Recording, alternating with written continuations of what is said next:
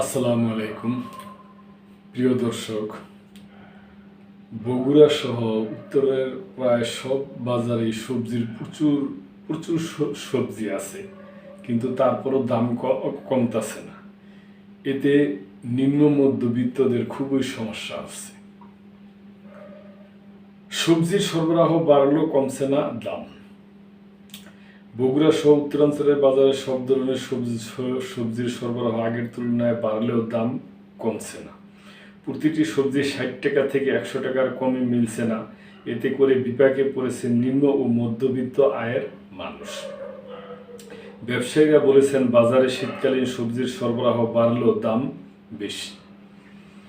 সম্প্রতি টানা বৃষ্টির কারণে সবজির ক্ষেত নষ্ট হওয়ায় এর প্রভাব পড়েছে বাজারে। গতকাল বগুড়ার বাজার, ফতেহ আলী বাজার, খান্দার বাজার, কলোনি বাজার সহ অন্যান্য বাজার ঘুরে দেখা যায় বাজারগুলোতে শীতকালীন সবজি উঠতে শুরু করেছে। নতুন এসব সবজির সরবরাহ বাড়লেও দাম কমছে না। বাজারে প্রতি কেজি বেগুন ১০০ থেকে ১২০ টাকা, দেশি পেঁয়াজ ১১০ টাকা, নতুন পাতা পেঁয়াজ ৮০ টাকা থেকে ১০০ টাকা, কাঁচামরিচ ১৪০ থেকে ১৬০ টাকা, সিম ১২০ টাকা, ঝিঙ্গা ৮০ টাকা, শসা, করলা ও গাজর ১০০ টাকা, টমেটো ১৪০ টাকা বিক্রি হচ্ছে। আলু মান ভেদে ২০ থেকে ২৫ টাকা, নতুন আলুর কেজি ২৪০ থেকে ২৫০ টাকা।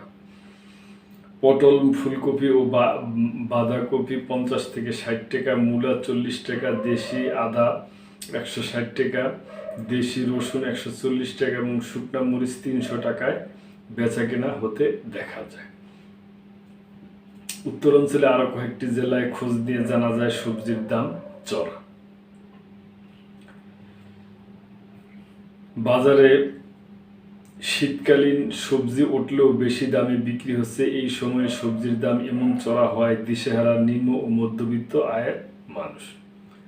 তো প্রিয় দর্শকদের দেখেন, ৬০ টাকার নিচে কোনো সবজি নেই। ৬০ টাকা থেকে একদম নতুন আলু শুরু করে ২৫০ টাকা পর্যন্ত। তো এতে মানুষ কিভাবে কি কেনাকাটা করবে?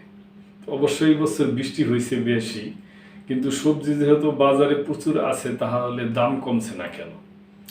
আমি মনে করি এই ব্যাপারে সরকারের উদ্যোগ নেওয়া উচিত। ভ্রাম্যমাণ আদালত আছে এবং আরও যে সমস্ত কার্যক্রম আছে এগুলো করা উচিত। তো প্রিয় দর্শক, এই ব্যাপারে আপনাদের যদি কোনো মন্তব্য থাকে করবেন এবং লাইক, শেয়ার, কমেন্ট করে সাবস্ক্রাইব করে মেম্বারশিপ নিয়ে আমাদের পাশেই থাকবেন। আল্লাহ হাফেজ।